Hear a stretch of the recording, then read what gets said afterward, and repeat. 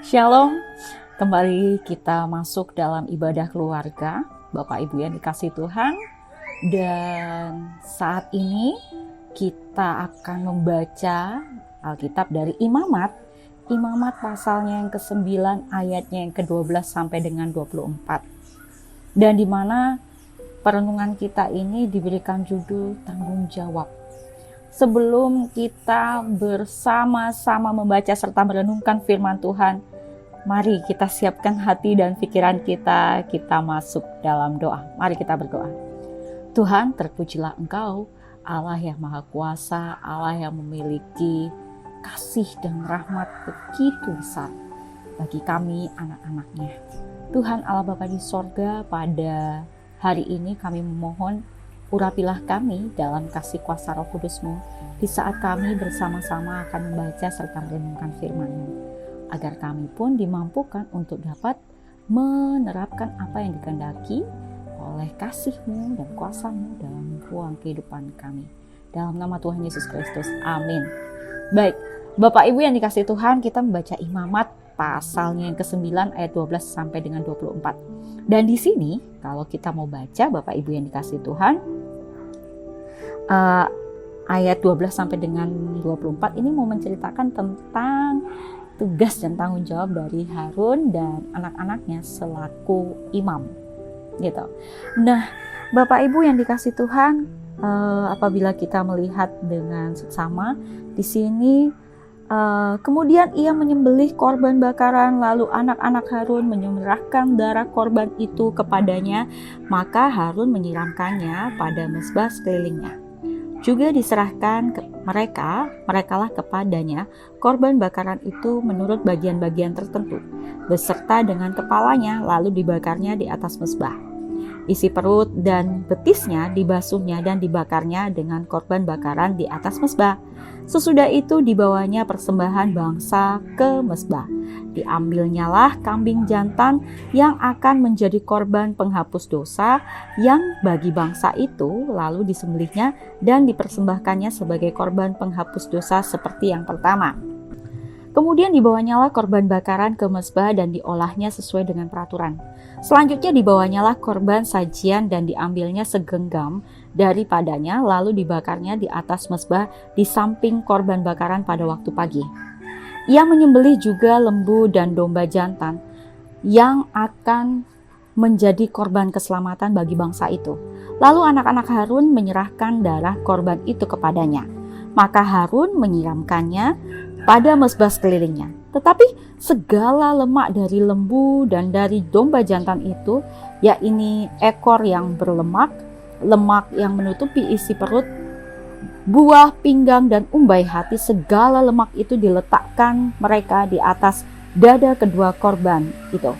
Lalu Harun membakar segala lemak itu di atas mezbah. Dada dan paha kanan itu dipersembahkan Harun sebagai persembahan unjukan di hadapan Tuhan, seperti yang diperintahkan Musa. Harun mengangkat kedua tangannya atas bangsa itu, lalu memberkati mereka. Kemudian turunlah ia setelah mempersembahkan korban penghapus dosa, korban bakaran dan korban keselamatan. Masuklah Musa dan Harun ke dalam kemah pertemuan. Setelah keluar, mereka memberkati bangsa itu. Lalu tampaklah kemuliaan Tuhan kepada segenap bangsa itu, dan keluarlah api dari hadapan Tuhan, lalu menghanguskan korban bakaran dan segala lemak di atas mezbah. Tak kala seluruh bangsa itu melihatnya, bersorak-sorailah mereka, lalu sujud menyembah. Bapak Ibu yang dikasihi Tuhan, apabila kita boleh perhatikan dari ayat 12 sampai dengan 24, maka kita melihat bahwa ini merupakan salah satu bentuk proses persembahan yang diberikan, atau proses di mana korban bakaran itu akan dipersembahkan. Di sini kita bisa mengetahui bagaimana tugas dari seorang imam itu dilakukan, ataupun tugas dari seorang imam itu memberikan yang terbaik bagi Allah itu sendiri, dan itu boleh nampak dari korban persembahan tersebut. Harun dan anak-anaknya melakukan hal tersebut. Proses tersebut ia lakukan. Ia lakukan berdasarkan aturan-aturan yang ada, gitu. Nah, bicara tentang tanggung jawab, apa sih tanggung jawab itu? Gitu ya. Saat kita membaca apa sih yang ingin dikaitkan dengan Harun, anak-anaknya, dan tanggung jawab itu sendiri.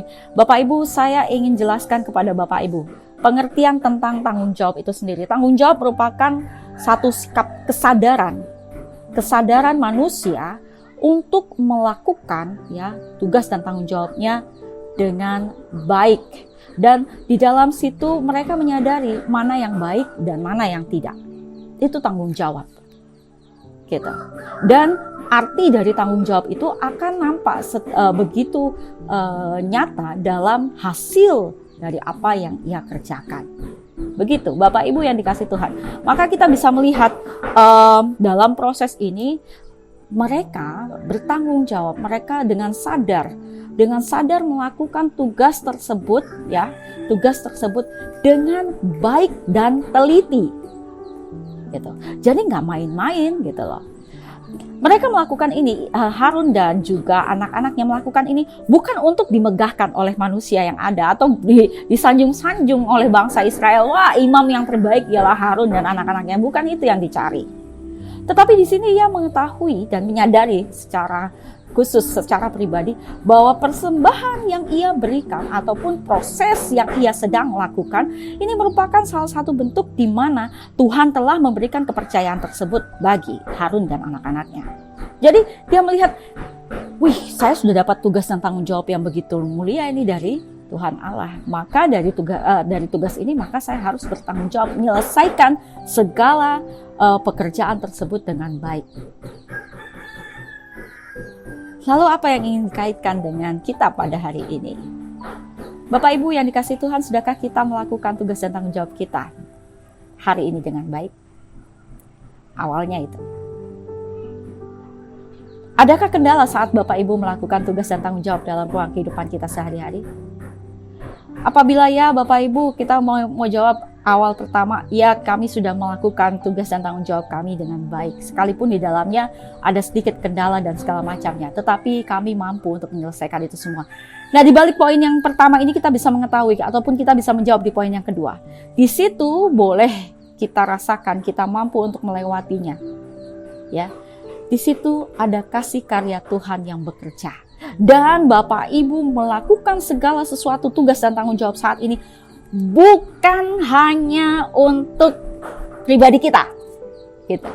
Tetapi apa yang kita lakukan saat ini semua kita lakukan untuk kemuliaan Tuhan.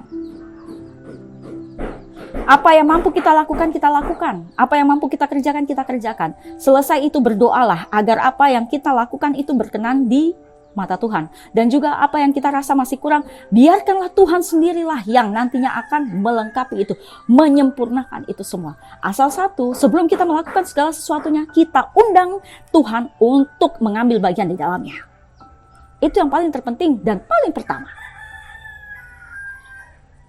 Maka mari Bapak Ibu yang dikasih Tuhan, selaku orang tua, selaku pegawai kantor, selaku penggerak usaha, apapun itu, selaku anak-anak, bertanggung jawablah untuk segala sesuatu yang telah Tuhan berikan kepada kita. Baik kita sebagai orang tua, pegawai, pengusaha, ataupun sebagai pelajar. Lakukanlah semuanya itu dengan baik. Karena apa yang boleh kita lakukan saat ini, itu bukan hanya untuk kepentingan kita, tetapi itu kemuliaan Tuhan. Bertanggung jawablah agar di dalamnya nama Tuhan dimuliakan. Lakukanlah tugas dan tanggung jawab itu dengan tulus hati, dengan kejujuran, dengan kesetiaan. Dan kalaupun kita mengalami kendala, kemalasan, ataupun kita mengalami kemunduran, minta Tuhan pimpin untuk dapat melawan segala rasa itu. Dan jangan undang, jangan kasih celah sedikit untuk kemalasan ataupun hal-hal yang negatif mengganggu kita. Minta pimpinannya dan kasih kuasa Tuhan senantiasa menaungi kita, senantiasa mencurahkan berkatnya bagi kita. Mari Bapak Ibu, saya undang Bapak Ibu sekalian dalam ibadah keluarga ini.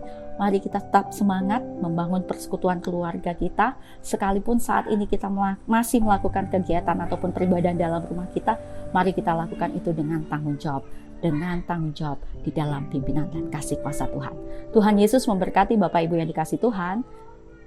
Salam sehat dari saya Pendeta Dewi. Tuhan Yesus memberkati. Amin. Ambil saat teduh sejenak.